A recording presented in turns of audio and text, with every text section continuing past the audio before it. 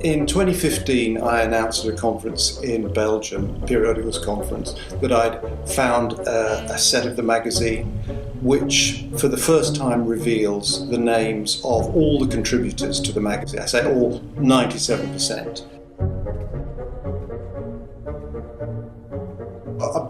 A box of books, and it was waiting for me in London for 3 months. I was staying with my father, and I said to him, "I have something to tell you. I think I've just made a discovery that's going to change my life." This is a major find, as until now, something like 25% of the authors to the magazine have been identified. What excited Dickens scholars most at the outset was the fact that we had a new Dickens piece to look at. And when I announced this find at the conference, the news went viral online.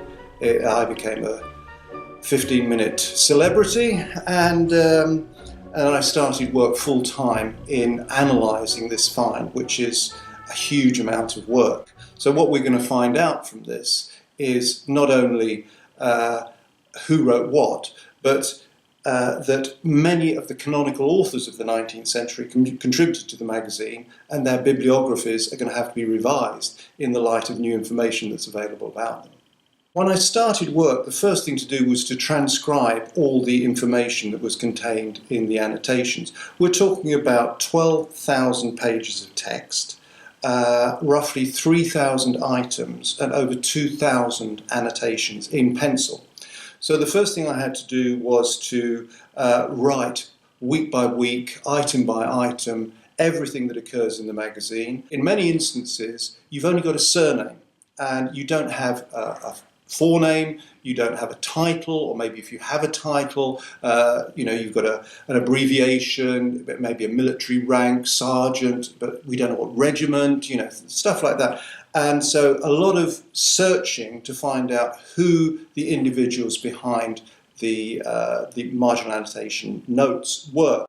There were over 320 contributors to the magazine, and I'd written over 280 mini biographies of these contributors, over 100 of whom were completely unknown to literary history. Attributions tell you that Dickens wrote some of these pieces, and this hadn't been recognised by Frederick Kitten when he wrote about the minor writings of Charles Dickens back in the late 19th century. So this is going to excite Dickens scholars as well. Amongst the big name authors, Dickens and Collins, you don't get any bigger than that. But if you go a little bit further down the kind of pecking order of 19th century greats, got new items by George Augustus Sala, by Elizabeth Gaskell.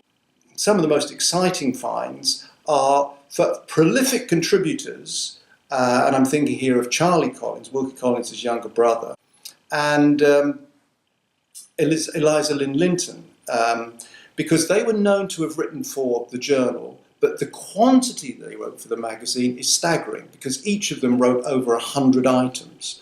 And in the Cambridge Bibliography of English Literature, Eliza Lynn Linton only has 4 items against her name for the first series of All the Year Round. But actually what excites me most of all is the minor figures. So there are some writers that really virtually nothing's known about. And one writer that I'm particularly interested in is John Berwick Harwood, who was a prolific novelist. It wasn't known, however, apart from one contribution to a Christmas number, that he was the most prolific contributor of short fiction to All the Year Round. This is exciting stuff.